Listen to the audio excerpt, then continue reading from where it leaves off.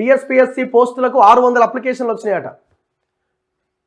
అంటే చైర్మన్ పోస్టుతో పాటు మిగతా సభ్యులకు సంబంధించిన పోస్టుల కోసం అప్లికేషన్లు స్వీకరించారు.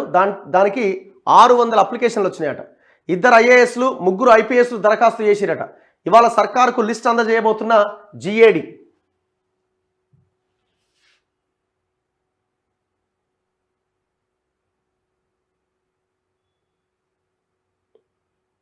Telangana state public service commission chairman సహా మెంబర్ పోస్టులకు భారీగా అప్లికేషన్లు వచ్చాయి. దాదాపు 600 వరకు దరఖాస్తులు వచ్చినట్టు అధికారులు చెబుతున్నారు. టీఎస్పీఎస్సీలో చైర్మన్ మరో 10 మంది మెంబర్లను నియమించుకునే అవకాశం ఉన్నది. ప్రస్తుతం ఒక మెంబర్ కొనసాగుతున్నారు. ఆయా పోస్టుల కంటే ఒక ఆమె రిజైన్ చేయలేదు యాక్చువల్గా. సో అందరు రిజైన్ చేశారు, ఆమె మాత్రం రిజైన్ చేయలేదు. మరి ఆమెతో రిజైన్ చేయిస్తారా కంటిన్యూ చేస్తారా అన్నది చూడాలి.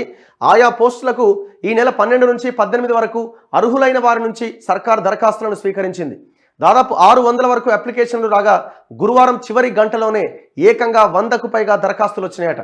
కొందరు 2-3 అప్లికేషన్లు కూడా పెట్టుకున్నారట. దీనికి తోడు 62 ఏళ్ళు దాటినోళ్ళు కూడా అప్లై చేసుకున్నట్టు తెలిసింది.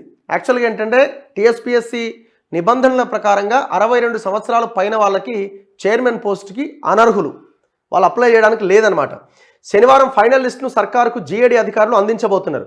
వచ్చిన అప్లికేషన్లను వెరిఫై చేసేందుకు రాష్ట్ర సర్కార్ స్క్రూట్నీ సెర్చ్ కమిటీని నియమించే అవకాశం ఉన్నది. ఆ కమిటీ దరఖాస్తు చేసుకున్నోళ్లలో అర్హులు ఎందరున్నారనేది తేలుస్తుంది. ఆ కమిటీ ఇచ్చే లిస్టుల్లోంచి చైర్మన్ మెంబర్లను గవర్నర్ నియమిస్తారు. అయితే అప్లై చేసుకున్నోళ్లలో 2 ఐఏఎస్ ఆఫీసర్లతో పాటు 3 ఐపీఎస్ అధికారులు ఉన్నారట. సెంట్రల్ సర్వీసుల్లో పనిచేస్తున్న వారు దరఖాస్తు చేసుకున్నారు. ఎక్కువగా వివిధ యూనివర్సిటీల ప్రొఫెసర్లు అప్లై చేసుకున్నారట. కొందరు చైర్మన్తో పాటు మెంబర్ పోస్టులకు కూడా దరఖాస్తు చేసుకోగా కేవలం చైర్మన్ పోస్టు కోసం 30 మంది వరకు అప్లై చేసుకున్నారట. మిగతా వాళ్ళంతా మిగతా 570 మంది సభ్యుల కోసం అప్లై చేసుకున్నారు.